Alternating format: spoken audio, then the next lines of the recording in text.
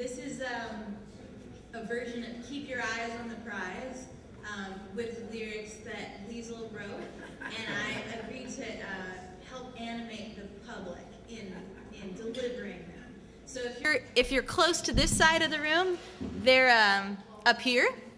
If you're closer to that side of the room, you can look to the back. There's some lyrics way up there. And if you don't know the song, you'll pick it up real quick. A little closer to the mic. I can't get closer to the mic with this guitar, so. We hear it's good, Lisa. It's fine. So it goes a little something like this. Paul and Silas were bound in jail, had no money for to go their bail. Keep your eyes on the prize, human eyes, human eyes, human eyes, human eyes. Keep your eyes on the prize, human eyes, human eyes. So that part will come around again, like keep your eyes on the prize, human eyes. The next one that Liesl Rose says, people of color are bound in jail, Jim Crow's back and denying bail. Keep your eyes on the prize, human eyes, human eyes, human eyes, human eyes. Keep your eyes on the prize, human eyes, human eyes. Middle class people bound in jail, sitting on the sidelines on our tail. Keep your eyes on the prize, human eyes, human eyes, human eyes, human eyes. Keep your eyes on the prize, human eyes, human eyes. One more time. Human eyes, human eyes. Keep your eyes on the prize, human eyes, human eyes, human eyes, human eyes.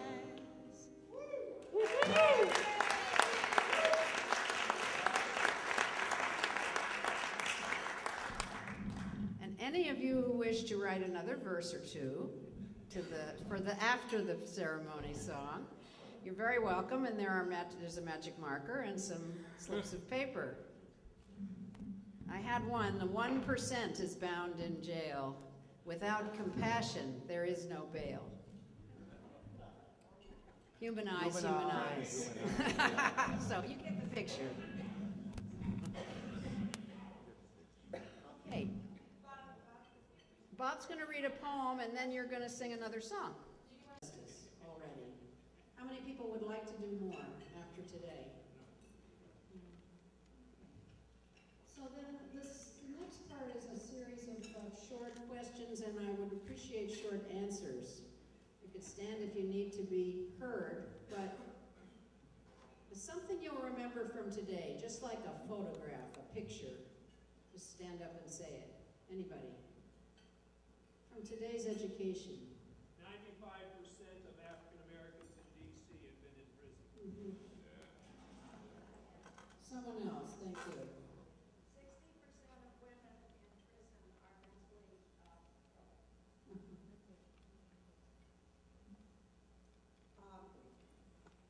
The men who have received college degrees in the penitentiary here have a 0% recidivism rate. Harsh anti-drug laws can be softened if you couch it in economics. What's something that, thank you very much. What's something that pleased you about the programming, how it was focused last night and today? Betty? bringing out the best in the prison inmates, also brings out the best in those who volunteer to help. Something that really pleased you? The passion of all the presenters. Mm-hmm. I love the focus. I feel as though it took me seriously as someone who wants to be educated on this topic. I feel as though I came to a you know, a real preparation and for practice situation, the way Governor Patterson talked about Martin Luther King's forces not going out casually with the first possible candidate to be the poster person for the bus boycott. So I appreciate the enormous, let's give a hand for the people who planned these 2 days. Superb. Thank you for taking that seriously. Okay, something that leaves you a little concerned, and with the principle that negative feedback is feedback and valuable. So is there something you're leave a little concerned or worried about? Yes, Hank, thanks. I wonder, while Hugh is doing a wonderful job with the monthly ethical action report, I wonder if to be able to react quickly to things like the legislative priorities, whether the ethical action committee could develop an email system so that people could be urged to write letters to legislators in a timely manner. Thank you very much. And stage right, there is the beginning of a participatory campaign plan, which I hope we'll wheel out in the next few months, asking what in the next year, through our own efforts, would we like to see a practical vision? What are the challenges? Communication is one of them. What are the causes of those challenges that are within our capacity to change, and what are some key actions? And my sense is that if everybody just comes up with one idea and we cluster them, we've really got a campaign.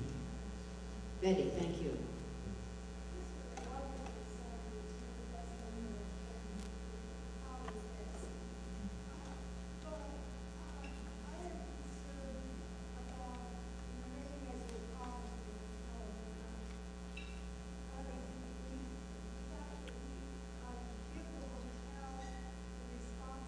Governor Patterson had spoken to.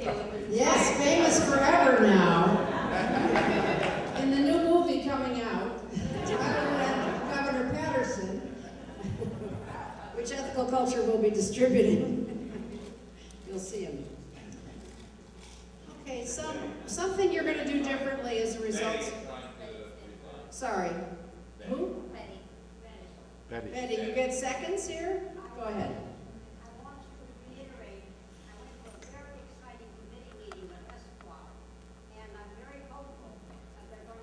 My favorite roles at Brooklyn Ethical is getting to lead music on Sundays, getting people to sing, and also sometimes just singing for people to listen to. This is a song that I wrote for a platform that I was asked to do music for that we had a couple years ago. 2 young men and their mom who had been incarcerated came to speak with us about their experiences with the criminal justice system in New York City, especially as it dealt with children of the incarcerated. And I was reflecting on that topic, and I wrote this song, which comes from my own experience with family members in prison. And after this weekend, I'm realizing that the chorus starts, we lock our children up in schools, but of course if we're talking about education in a prison, it's a different sort of thing that I'm getting at there. And also, Kathy Boudin reminded me today that it's important that children of incarcerated parents don't grow up mistrusting and hating everyone who wears a uniform for the police department or the corrections department. So, but you'll hear a little bit of that in the song.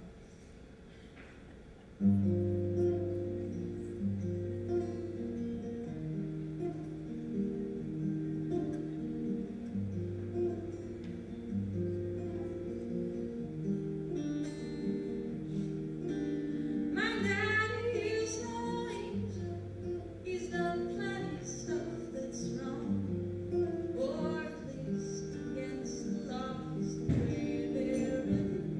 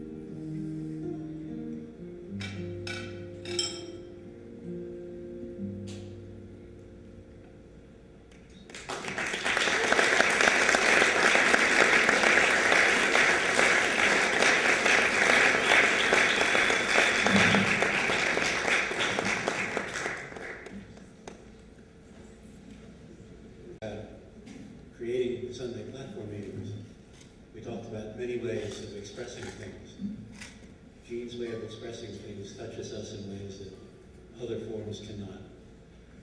Music and poetry and other art forms are something we can use in what we do. So a short poem called After My Arrest.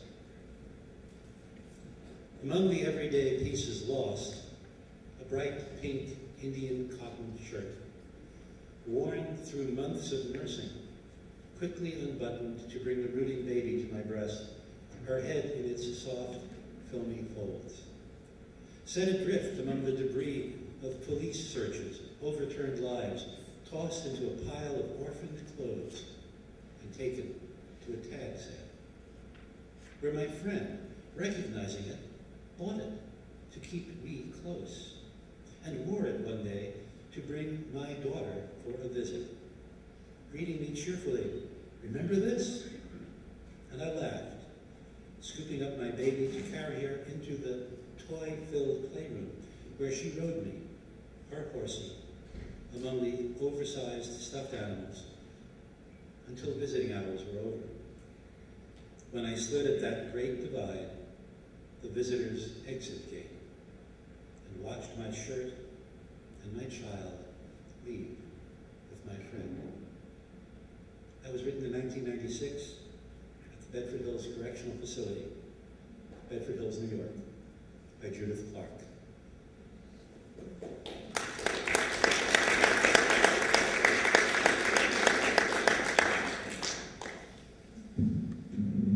Thank you very much. Jennifer, I'd like to ask Jennifer Skates, our, is it soon to be outgoing president, to introduce the evening. Welcome, everybody. Thank y'all so much for being here. I get the short part this evening. Y'all all know that the AEU Statement of Purpose begins. Ethical culture is a humanistic, religious, and educational movement inspired by the ideal that the supreme aim of human life is working to create a more humane society.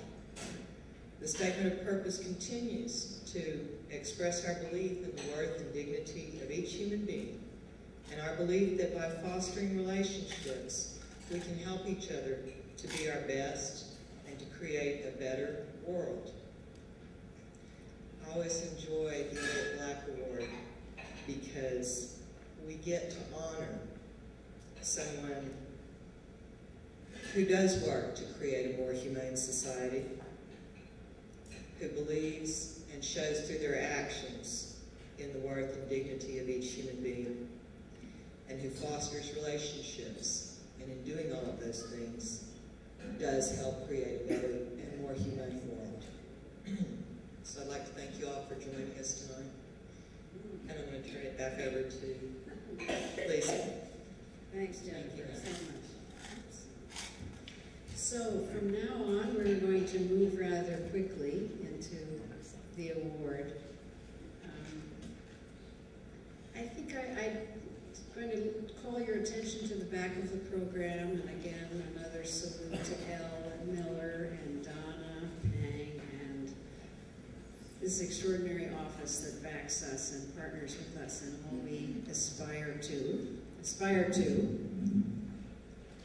And I'm going to read, yes. Yeah, I'm giving it to you guys, personal risk and sacrifice, to companion us. The Eliot-Black Award was established in 1971 to honor two long-term and highly esteemed leaders of the New York Society for Ethical Culture, the late John Lovejoy Eliot and Algernon Black, also Lee. It is given by the American Ethical Union as a recognition and tribute to an individual or an organization in the larger community who has made a significant ethical contribution to society at personal risk and hardship. We're now, Bob, in a dialogue on the evolution of the wording of this award. And I'm one of those arguing that people who have spent 30 to 40 years on an issue that's well outside of their background's comfort zone and taken at almost every crossroads, the hard harder step of staying with the marginalized and saying, I stand with them. And may not have risked life and limb, but has exerted moral courage again and again and again to go against the winds of the society that say success is taking care of me and mine and defining the world as ours, tribally or class-wise or race-wise. So some of those white middle-class folks who step out, and I happen to have known him stepping out on a highway, on a bridge, to support community-controlled daycare, which we thought was equally, at least as deserving as social work agencies of federal funding coming down, but being allocated only to social work agencies, and not to the community grandmothers all over the city who were making it possible for moms to work by running little community daycare centers. Bob and I were part of the Committee for Community-Controlled Daycare. I was representing Frank Street Daycare Consultation Service, but really I was part of the same movement because we had occupied a Columbia building to get our Washington Heights Child Care Center going, to join this committee. So from those days where Bob got arrested, and I think he might start his acceptance by telling you the story. We went out and stopped traffic on bridges. We were a little ambitious and we didn't listen to Governor Patterson's speech about preparation and practice. So we got immediately the attention of the police when you're blocking traffic on New York bridges for children's daycare. But I followed him somewhat through the years and realized this guy really stayed the course. That there is something in principled partnership that has my heart. So though criminal justice has not been my issue, I feel it would be a privilege to say, you've got 10 hours a month, my month, for the next 5 or 10 years. And I invite all of us to think about that. That we honor someone whose life has been on behalf of people struggling in the community justice system, and we think, well, what's my partnership role and what can I offer? So without further ado, I'm going to invite the people who are introducing Bob to come up, and that is Abe and Dr. Ross. Where are you? She left. She's left already, okay. So, Abe Markin, who has initiated this sponsorship. We have an election, Bob, and it's quite a wildly contested election across the country. And you were, before the deadline, just the winner, and then when the societies came in who were late, you were the landslide winner. So Abe, come on up. Thank you, Lisa. So thank you very much. Phyllis Harrison Ross wanted to stay, but it was a long day and she was very tired. I gave her permission to leave. I've been asked to read a letter from the Correction Association, and for those who don't know, that was the home for Bob Gangi for 27 years, Bob? 29, but 29. Not anymore. And the Correction Association is not an association of correction officers, it's a criminal justice organization. Dear Bob, we write on behalf of the Correctional Association of New York, the Board of Directors and staff, to express our heartfelt congratulations and well wishes to you on the momentous occasion of your receipt of the prestigious Eliot-Black Award. The award in recognition of and tribute to you for your significant ethical contribution to society is so well deserved and apropos. We join this exciting celebration of your career and honor your decades of distinguished service as an activist, community organizer, and public policy advocate in New York State. During your remarkable career, you led the Correctional Association for almost 30 years with passion and dedication, always striving to create a fairer, efficient, and humane criminal justice system. We are immensely pleased that the American Ethical Union has chosen to bestow this award upon such a deserving advocate. Sincerely, Peter Cobb, Chair of Board of Directors, and Sophia Elijah, Executive Director.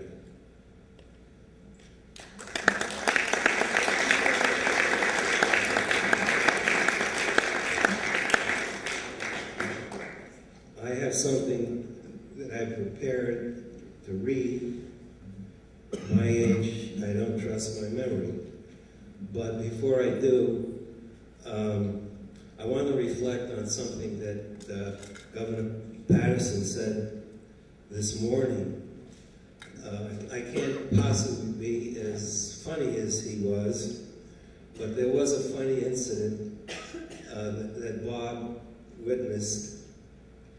But this part of what he witnessed, part of the story, he's never heard before, and I told him, you're going to hear this for the first time.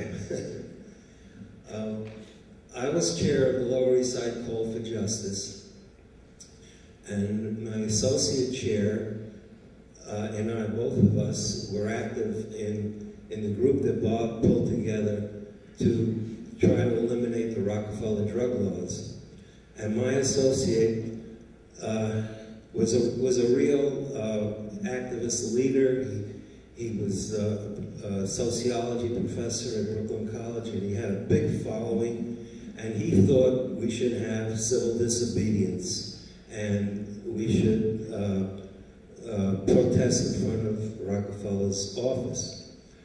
And in order to get Patterson, who was Senate Majority Leader at the time, and Tom Duane, who was a very influential state senator, and Rockefeller's granddaughter, they had to have a contingent of at least 5 people the week before to show that there was some kind of grassroots interest, and that way the big so-called bigwigs would feel more comfortable coming down.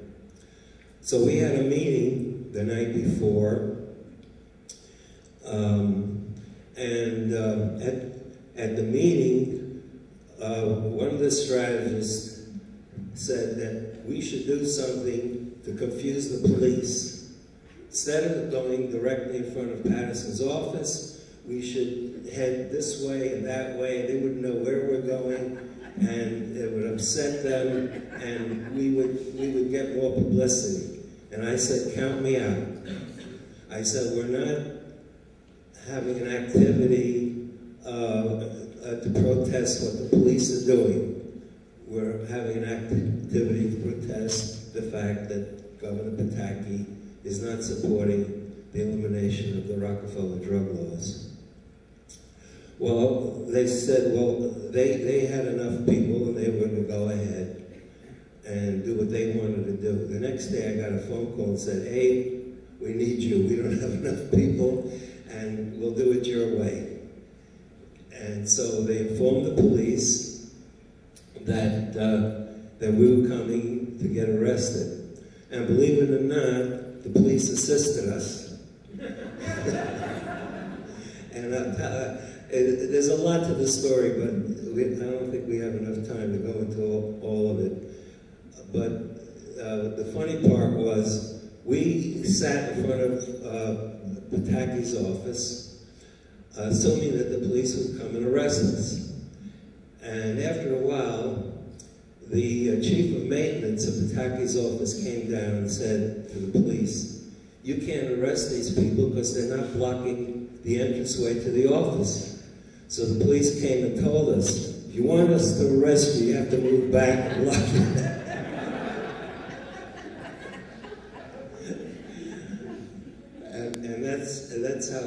And that's how we got arrested. And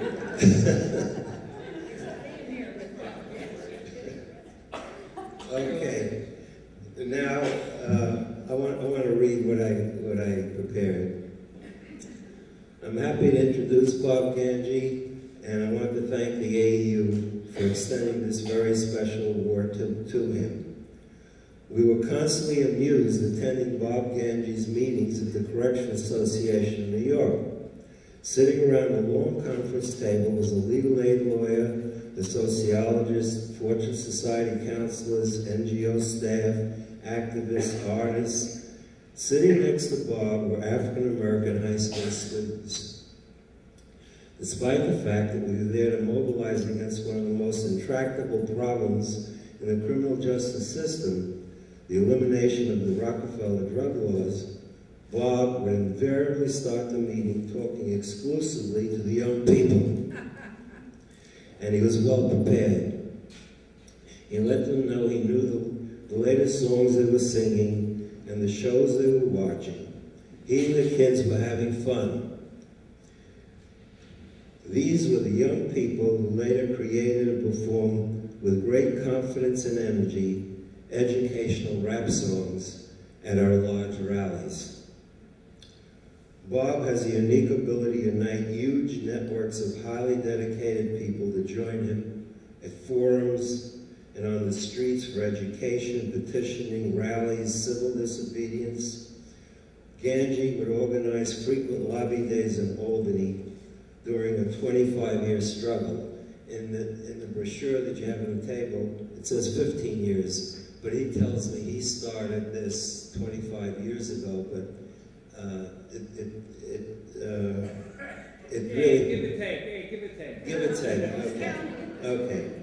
But it really came to a head 15 years ago. In a meeting hall a few blocks from the Legislative Office Building, thousands of volunteers would meet for brilliantly organized orientation sessions on ways to lobby the legislators.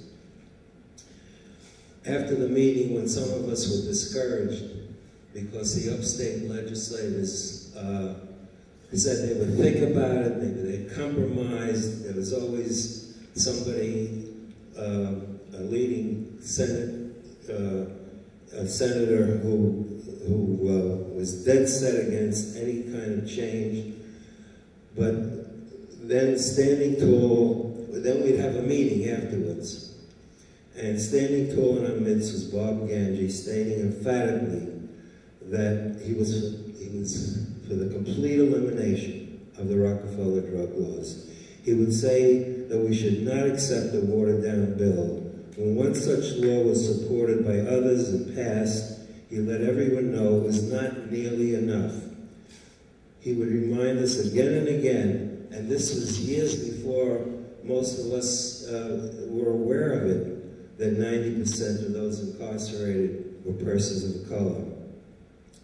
Before winning dramatic reform, carrying or selling small amounts of drugs carried mandatory sentencing of 15 years to life.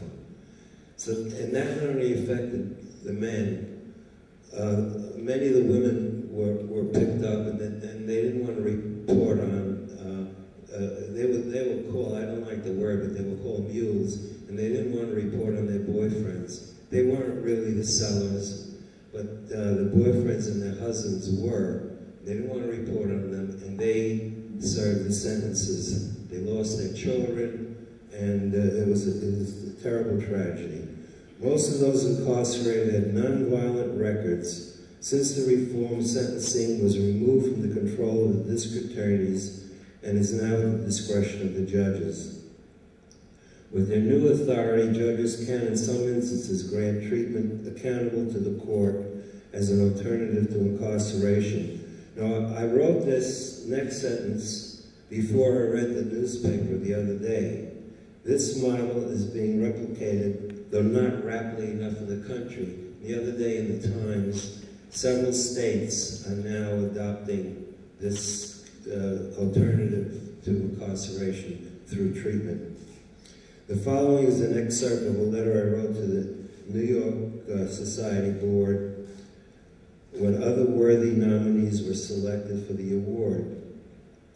I urge the Board of Trustees to vote for Bob Gangi for the American Ethical Union's Eliot-Black Award. Bob Gangi was the key actor in the long-term struggle that achieved dramatic reform of the Rockefeller Drug Laws. He wasn't just telling poignant stories, he was achieving concrete results.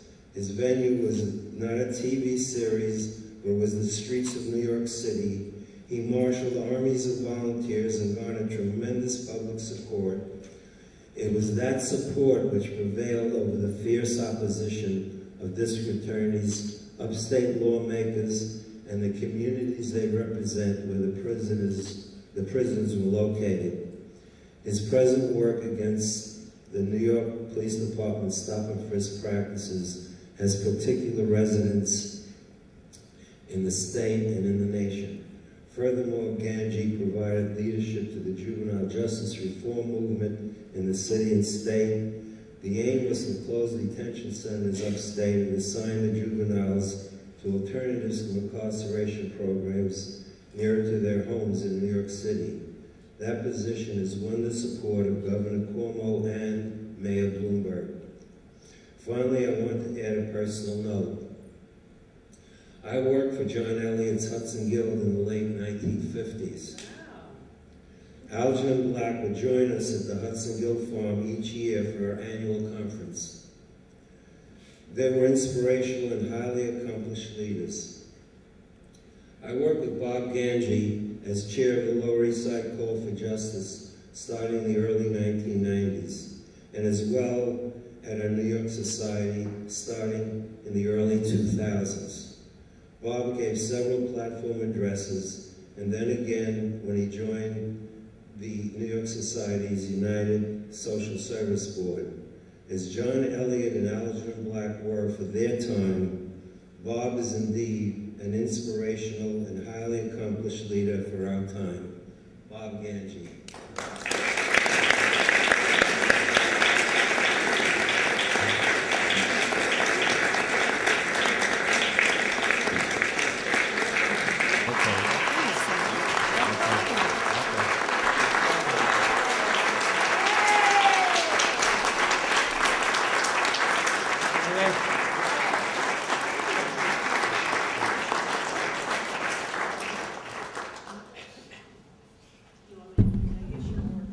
Okay, great, sure. Okay.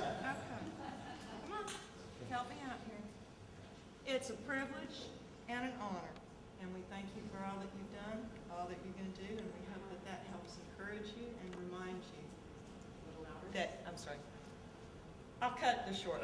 We hope this helps encourage and remind you that you have so much support in the fabulous work that you do. Thank you. Thank you.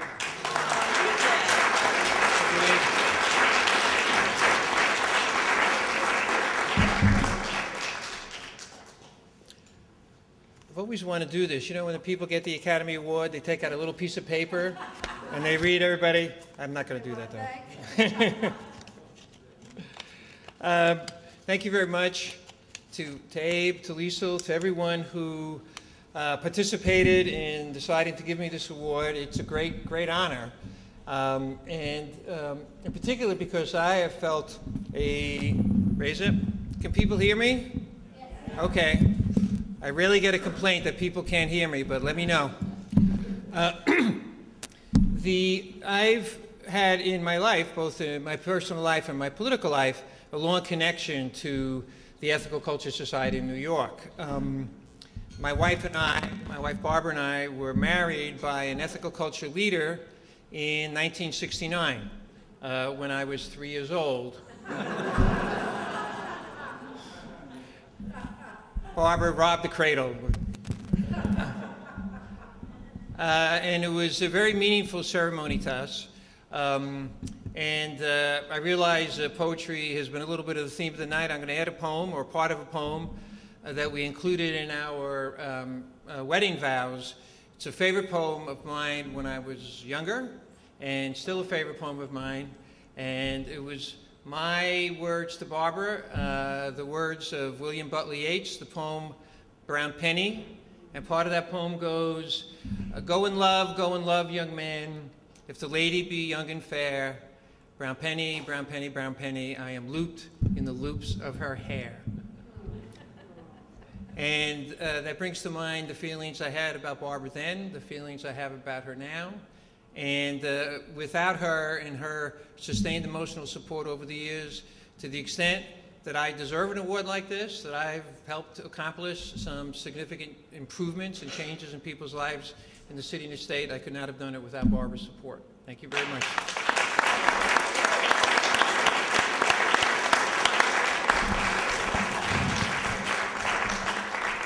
And then Barbara and I had other connections through the Ethical Culture Society. Our oldest son, Jess, went to Fieldston and had a wonderful experience at Fieldston. He was a good student, and the thing that stands out still, at least one of the things, many things stand out about his school experience, but one of them was a report from his 7th grade teacher that said, Jess is a good student, but he really comes to life in the presence of girls and a football.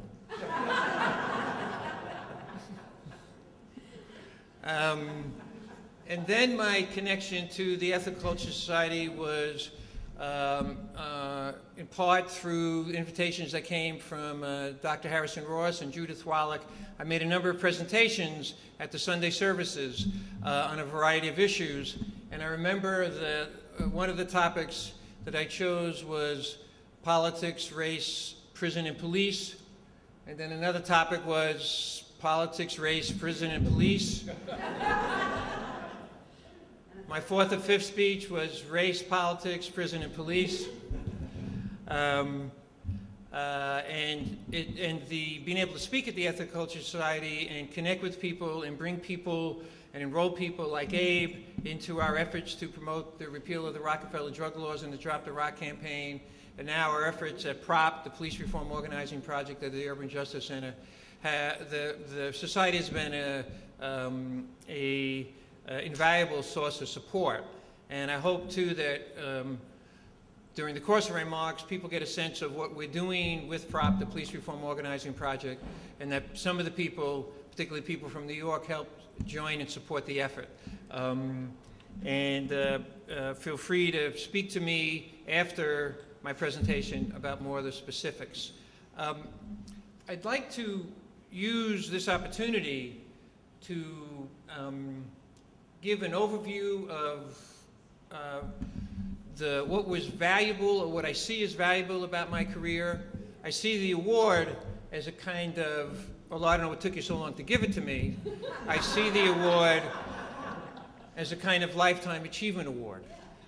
So I took, when I was thinking about what the remarks I'd make, I took a kind of long view of what I would present to folks, and hopefully what I was presenting to folks had a kind of coherence in explaining my variety of activities over the years, back in the days when I worked with, I forget her name now, Lisa Burns,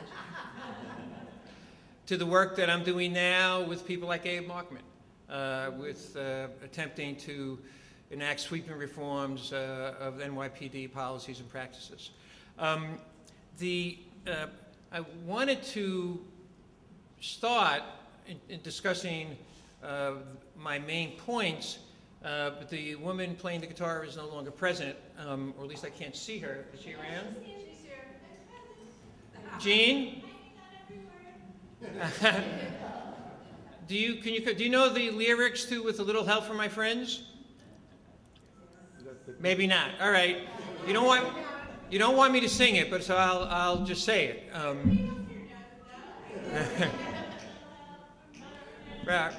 Right. So it starts out by saying, "What would you do if I sang out of tune? Would you stand up and walk out on me? Lend me your ears." What's the rest of it? Lend me your ears. I'll sing, and I'll try not to sing out of key. I get by with a little help from my friends. I get high with a little help from my friends. The reason I'm beginning with that lyric is not only to make the point that people like me, when we're making speeches, use Beatle lyrics more than Shakespeare now to make our points, and more than lines from the Godfather movies, we reference the Beatles. But that's a song. It was written by Lennon and McCartney, who were the brilliant songwriters and players of the Beatles, and it was sung by Ringo, who was considered to be the most average person in the Beatles. He was the one that we all identified with, because he was up there with the great, brilliant, Lennon, McCartney, and George Harrison. And I identify often with Ringo, first of all, because he sang some wonderful songs, he had a good comic sensibility, and because it was the help of his friends that he achieved fame and greatness. I consider the award that you have so generously bestowed on me not just an award for me. It's more a collective achievement that and I'm an enormously shameless person, so I have no problems accepting the award and the honor. But I could not have achieved this to the extent that I have been successful and contributed to successful movements. That could not have been done without the help of many, many people. And it's not, I get by with a little help from my friends. I got by with a lot of help from many, many friends, some of whom made presentations at the workshops earlier today, one of whom, at least I see Ernie Drucker in the audience, certainly Abe Markman, years ago, Lisa's not here. She's disappeared along with Phyllis Harrison Ross. And it was people coming together to achieve significant change, to achieve specific change, like Abe said, specific practical change. But it was in the spirit of what I understand to be the mission and the value system of the American Ethical Union. People coming together to make a better lives for themselves, for all human beings, for the children, people coming together to create a more humane society, people coming together to create a better world. Point number one. Point number two puts me in mind of a conversation I had with a professional colleague a number of years ago. It was a man who very successfully ran a criminal justice organization in New York City. He had left the city and he had a job as a law professor in a state university in another state. So I was on the phone with him and I was ragging him a little bit about how he must really be enjoying his current life, the calm green fields of academe, not having to deal with the day-to-day pressures and tensions of supervising the staff or raising money. And he said to me, no, Gangi, I miss it terribly. And he had this yearning in his voice. And I said, what is it about you miss? And he said, what I miss is young people no longer come into my office with an idea about how they can change the world, how they can make a world a better place for the vulnerable and hard-pressed people in our midst. And that has been so much my good fortune, because during the course of my career, I've worked with people, again, Abe and Liesl and Ernie being among those people, who have ideas about how to advance a social change agenda, and who have come to me, sometimes have had to come to me because I've been their boss, who have come to me because they see me as an important collaborator, or potentially an important collaborator. And it's through the experience I had with those people and the common bonding that I was able to make with people like that, that I was able to live much of my life by this wonderful dictum that was stated by Oliver Wendell Holmes. And it goes, if I can remember it, as life is action and passion, it is required that individuals share in the action and passion of their time at the peril of being judged not to have lived. And I feel that I've been able to live a rich life and a productive life, in part, again, because of the collective experience that engaging in progressive social action campaigns involves.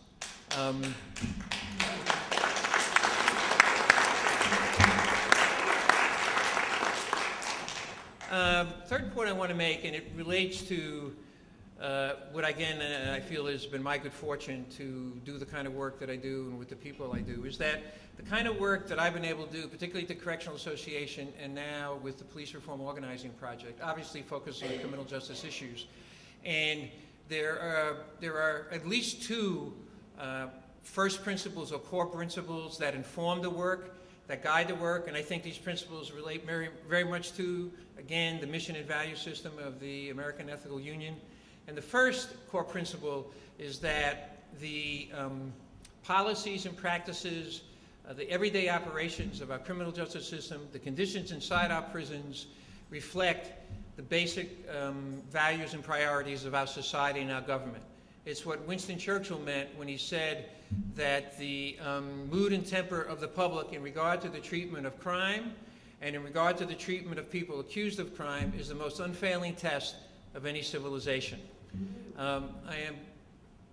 Liesl's a great audience, by the way. I am pleased when I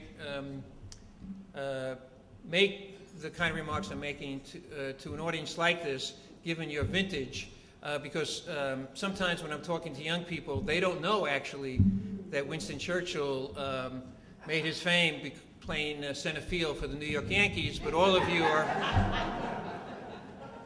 aware of that.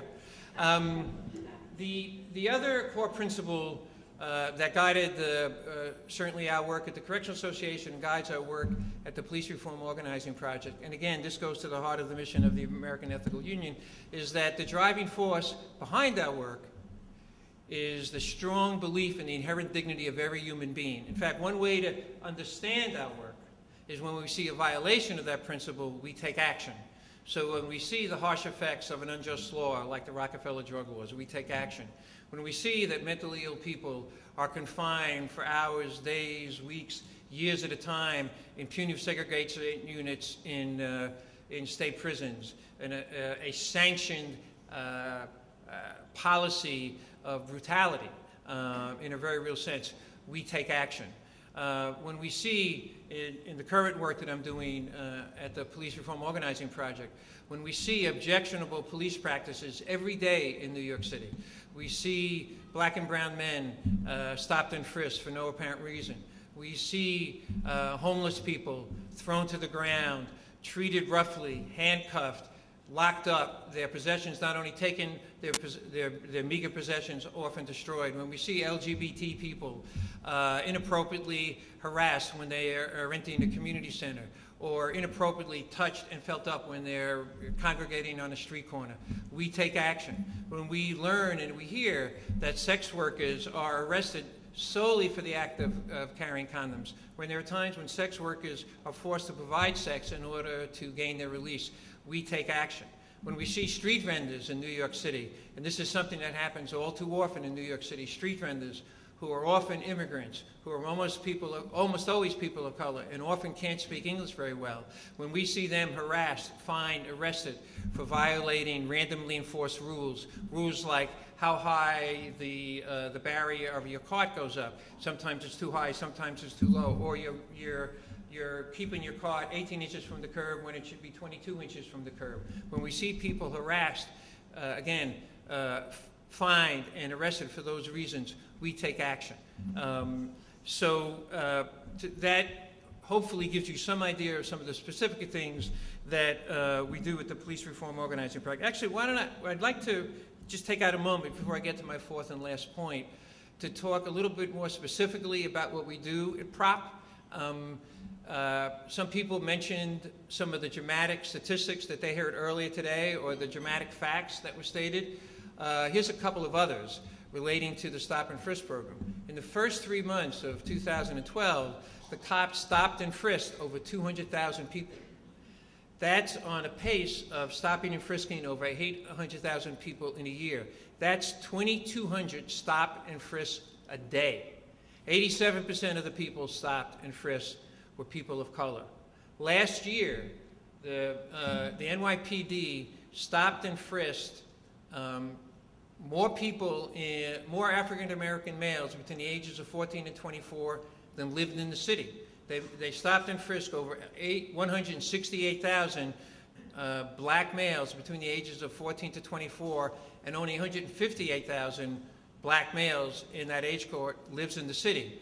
So that indicates, obviously, that some young black males are stopped more than once. In fact, we know anecdotally that there are some young black men who were stopped 10, 15, 20 times in a given year. And that's just one of the major problems that's reflected in the abusive practices of the NYPD today. The key problem, in our view, is the quota system. And the quota system is aggressively enforced within the NYPD, and basically police officers are evaluated not on the basis in our judgment, of the actual quality of the work they do. They're evaluated on the basis of whether they hit the mark, whether they produce certain numbers. Numbers of summonses, number of stop and frisks, number of arrests in a given week, in a given month. And it's only if you produce those numbers do you get a positive evaluation. Could you move up within the organization? Could you get assigned to a more desirable post? One current police officer described the problem to me this way. He said, if I break up a fight between two boys and send them both home, I don't get any positive marks. If in an emergency situation I deliver a baby or help deliver a baby, I don't get any positive marks. I get positive marks if I gave out 3 tickets in a given week for people driving without a seatbelt. And we know from some of the stories that people are getting tickets for driving without a seatbelt even when they were driving with a seatbelt. So that the quota system is, in effect, creating incentives for police officers to engage in bad behavior, in counterproductive behavior, in behavior marked by a stark racial bias. So one of the proposals that we put forward at P.R.O.P. Is, and we're putting it forward to politicians and to the press, is to call for the abolition of the quota system in addition to a total ending of stop and frisk.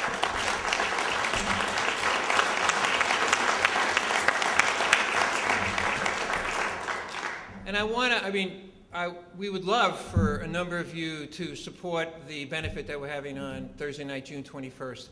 But I also am very interested in having as many of you that are interested sign up. I talked to Bart earlier this evening. If we could send out a sign-up sheet and get people's names and email addresses. We send out regular mailings to thousands of people in New York City, first of all, to inform them about our work, to inform them what's going on with the issue, to invite them to public forums that we hold, to invite them to participate in our outreach petition drive.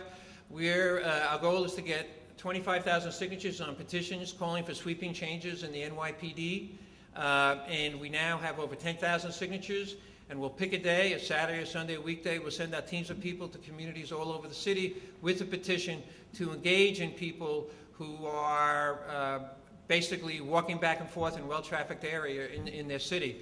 So we're very much interested in, and I heard people expressing a desire to participate in a real way in a meaningful policy action campaign. And P.R.O.P. is very much engaged in fostering and organizing an advocacy campaign aimed at specific changes. If people are interested in that kind of work and supporting that kind of work, participating in that kind of work, please sign the sign-up sheet that goes around or come to me after the meeting.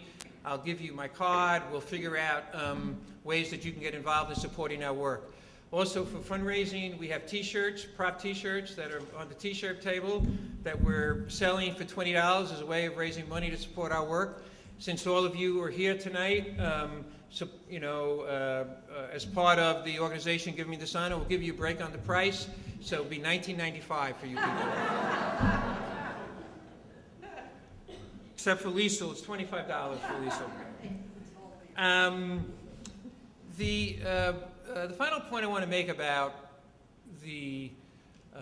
how I think about my work and how I know a number of other advocates and organizers think about the kind of work they do. I used to, when the Correctional Association had its big fundraising dinners, it was my job to, in 5 minutes, present the content of the work, the history of the purposes of the organization, and I always felt it was a kind of daunting task, in part because the organization was founded in 1844, so many years ago. That's before the Civil War, before I was actually born. And so that was one challenge. How do you cover all that history? The other challenge was so much of what we were doing at the Correctional Association, and in some ways so much of what we're doing at P.R.O.P. is dealing with issues that advocates and reformers have been dealing with since the beginning of time, since certainly the middle of the 19th century. How do you improve police policy and practice? How do you make the police more accountable? How do you make sure that they're treating everybody in the society, not just the well-to-do people, fairly and respectfully? How do you improve prison conditions? How do you improve service of people coming out of prison? That's what people were working on in the 1850s. So how do we justify selling the value of our work? Is it, a century and a half later, we're still working on the same issues. And so before one of my presentations, I began to study the question deeply and consulted with some of the great philosophers over the history of time, and finally came upon the words of a great Italian-American philosopher. I'm Italian-American myself, so it spoke to me even more powerfully. The Italian-American philosopher known as Vincent Lombardi. There's one person out there who knows who he is. Played center field for the New York Yankees. I thought actually he was the Prime Minister of England. Vince Lombardi was a great football coach, and at a testimonial dinner late in his life, he made a speech, and he said to the audience that, he said, my team never lost a football game. In certain situations, the clock ran out.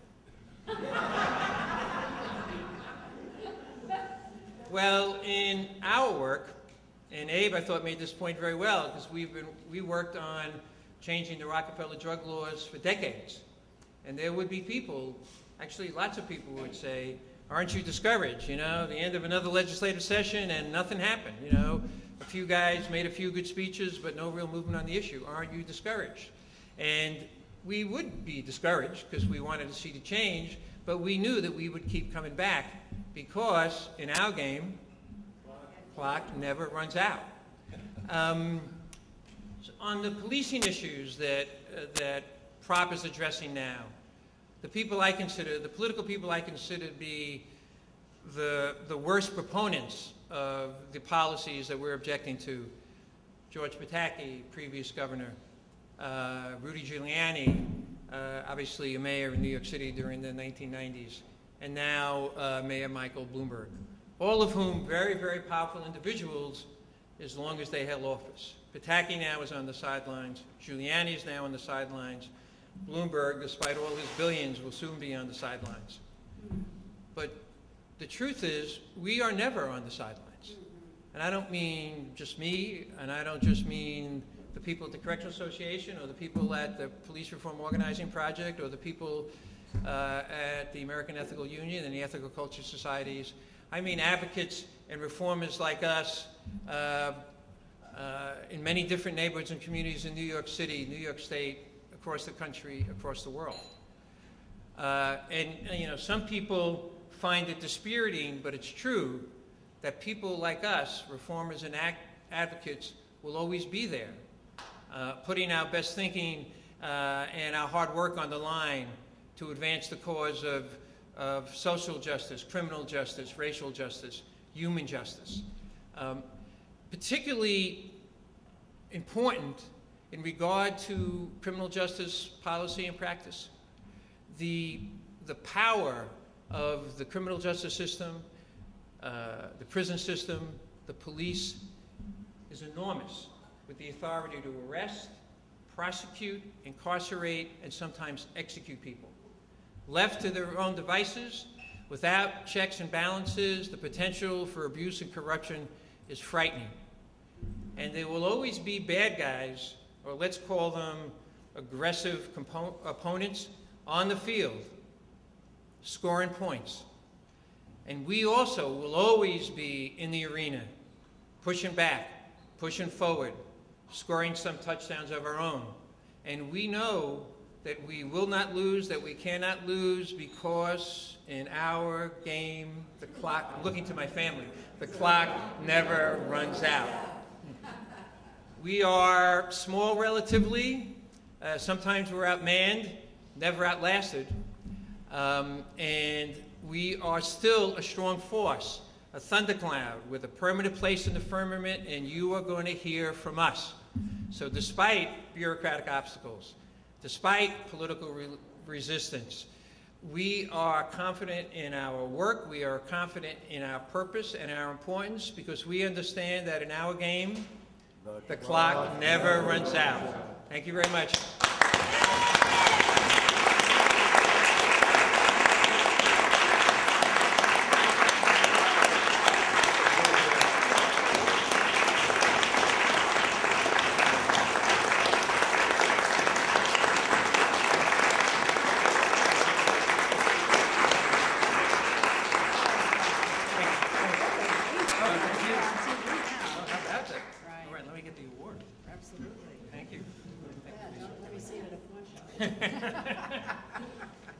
Thanks, no, stay up, Oh, okay. Bob. So, this is what we've got. It's been a long day. Some people need to go to sleep, so they will be there for the morning meeting. Others of us really want to stay for more Q&A. So this is what I suggest. We have a couple of songs we found for you. Songs? Yes, well, including this with a little help from my friends. Right. I found the verses and Jean's prepared to sing it. And a couple of tables wrote some more verses to this, to our other song. Great. So, like a break for songs for 2 minutes, 3 minutes first and then Q&A, or Q&A and then songs? Q&A. Your choice. Q&A. Okay, raise your hands if it's songs first. Just 2. Okay, I had the feeling we needed a little up, sit up, stand up, turn around, okay? And it's, I'm prepared to stay for the singing and the Q&As. right, right, he's stuck. Okay, so Jean, come on up and let's do a couple of songs. I'll put these up. That was the vote, I believe. Knowing Drop the Rock, yes. Some new verses to the song we were just singing before have come in from, I'm sorry? Well, we can hang on to that. We can also sing with a little help from my friends. All right, let's do that. We'll sing a little version of Wade in the Water.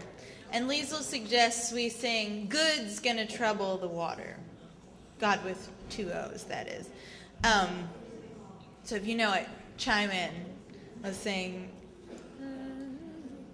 Wade in the water, children, wade in the water.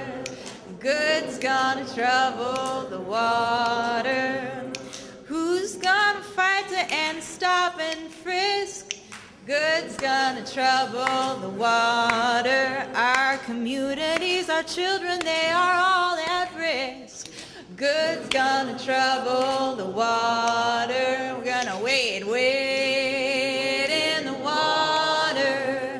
Wade in the water, children, wade in the water. Good's gonna trouble the water. Now, who are those people marching in the streets? Good's gonna trouble the water. They got injustice in their hearts and in their feet. Good's gonna trouble the water. We're gonna wade in the water. Wade in the water, children, wade in the water. Good's gonna trouble the water. Now, who are those children about to occupy? Good's gonna trouble the water. It's a long road to justice, but we got to try. Good's gonna trouble the water. We gotta wade in the water. Wade in the water, children, wade in the water. Good's gonna trouble the water. I say good's gonna trouble the water. Yeah.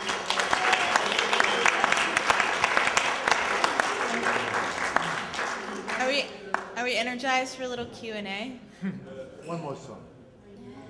I don't. Okay, it could be the 2 new verses. Oh, I'm sorry. Over here, Jean. Those are for the tab. Lend me your ears and I'll sing you a song, and I'll try not to sing out of key. Oh, I with a little help from my friends. Oh, I'll get by with a little help from my friends. Oh, I'm gonna try with a little help from my friends. What will I do if my love went away? Does it worry you to be alone?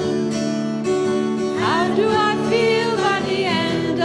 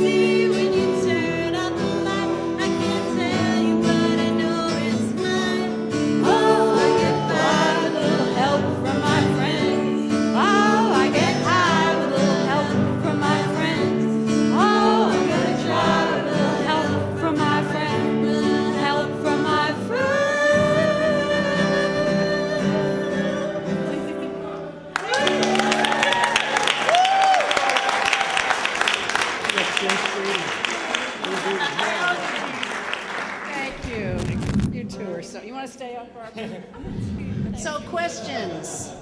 Questions? Let's restrict comments to one sentence or two. Arnold, I think, when you're an activist, it helps if people identify at least where you come from, so you're a potential ally. Criminal lawyer.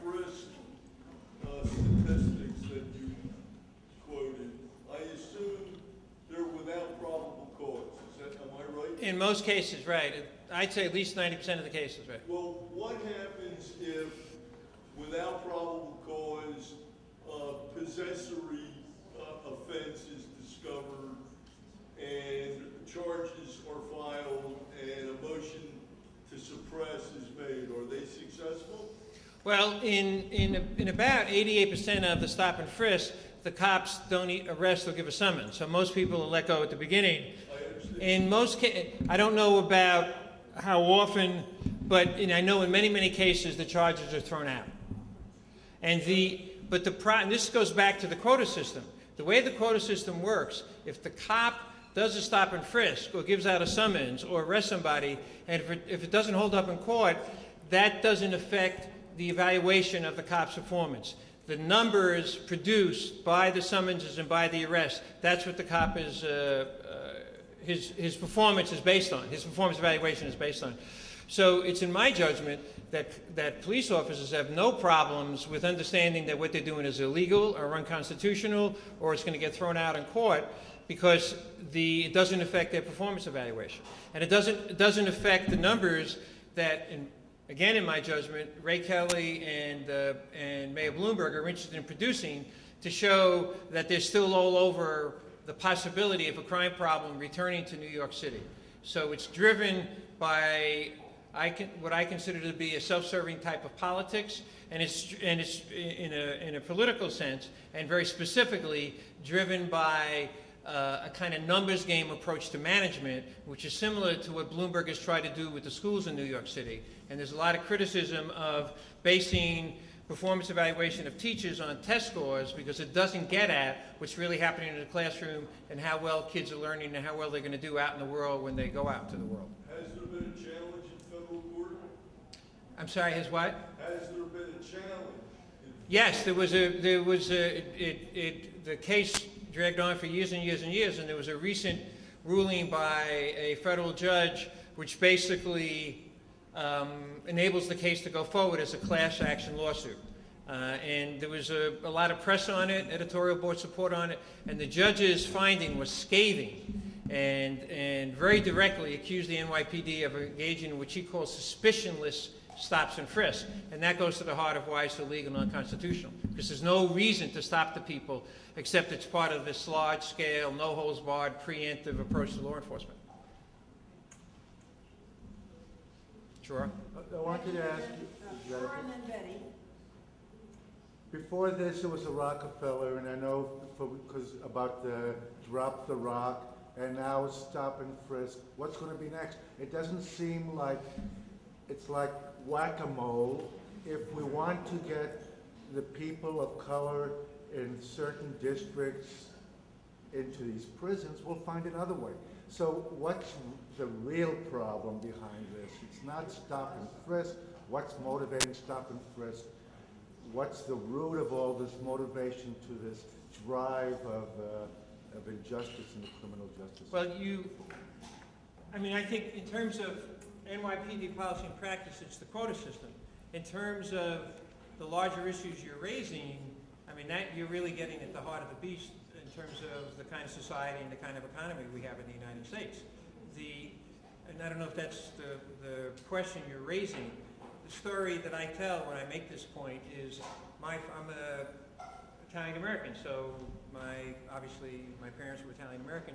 My father dropped out of school in the 8th grade. There was still a community that would support him and an economy that needed him because we had an economy that needed people who had few skills or no skills, and they could get decent employment and earn a living and support a family. That's not the kind of economy we have in the United States now and in New York City. The New York City metropolitan area has lost over 1 million manufacturing jobs since 1970.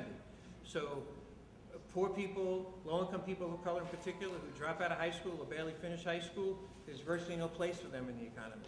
And you could almost trace the beginning of the service economy and the decline of the manufacturing economy in the United States to the explosion in the use of prisons, because our society has no place else to put this economically disenfranchised population.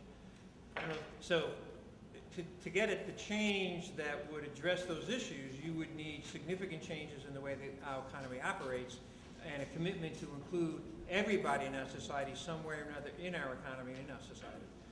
And right now, the criminal justice system, the police force, and the prison system, I'm speaking very broadly and very bluntly, is used to contain a certain population, not to help them with their problems, to contain them, and sometimes that containment involves extraordinarily harsh and almost treatment that creates a kind of trauma among the people and among the community.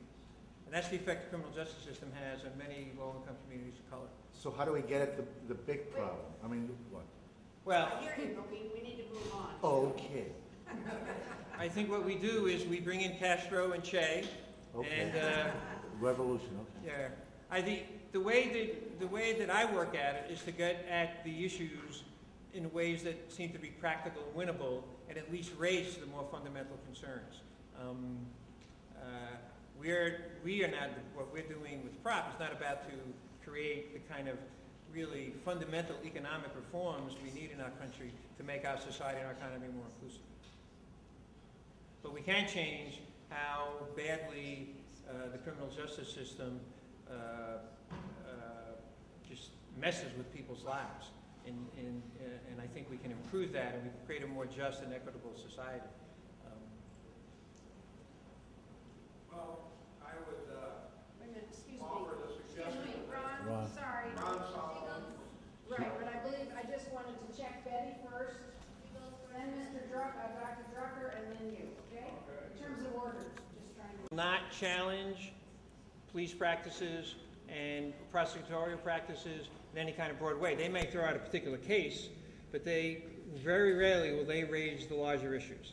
And it's interesting that you mention it, because it actually did just happen.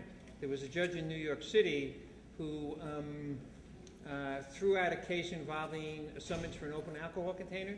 One of the ways that the NYPD harasses low-income people of color, especially men, is giving out summonses for open alcohol containers.